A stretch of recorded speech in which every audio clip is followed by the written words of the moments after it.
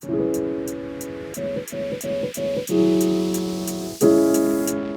now we've talked about pretty much the basics of hunting fish, but let's not forget about one of our staple diets, which is the crayfish.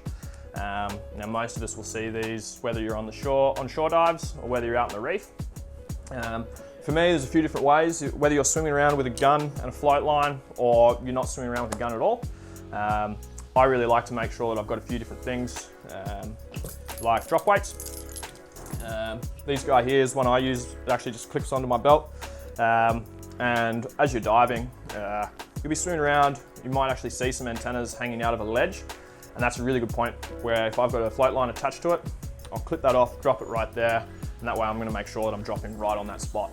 So if you start seeing all of your crayfish in around that 15 meters of water, it's a pretty good dive if you're grabbing them in that depth.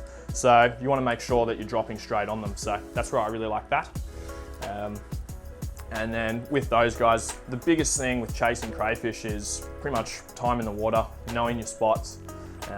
Around headlands, you'll really start to get a pretty solid idea as to where they're frequenting on that dive. So chasing for crayfish at first can be quite a frustrating task. But once you've pretty much found one, it's just like anything, you really start to understand where you're going to find them, especially on those areas that you're diving quite often. So pretty much time in the water, dive. Now make sure you're getting enough surface time between dives because you'll end up with a headache at the end of the day. But definitely just doing quick 20-second dives, checking every ledge and keeping an eye for the antenna once you hit the bottom. With those species as well, they can be deep in holes. So once your eyes have started adjusting when you're inside your cave, give yourself a few seconds just to have a look at where the crays are sitting.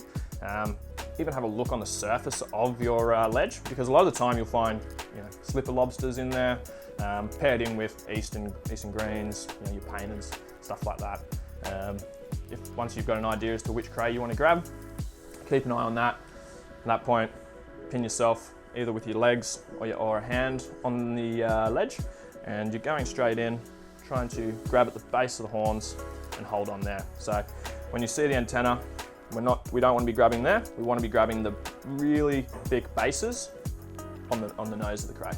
If you get a hold of those, whether they bury themselves like southern rock lobsters, things like that, if you've got a good hold of that, and a lot of the time if your breath hold can outweigh them, you'll be able to get them out nice and slow. So just like a grab on, hold on, and just wiggle, and you'll see them start to relax and come through.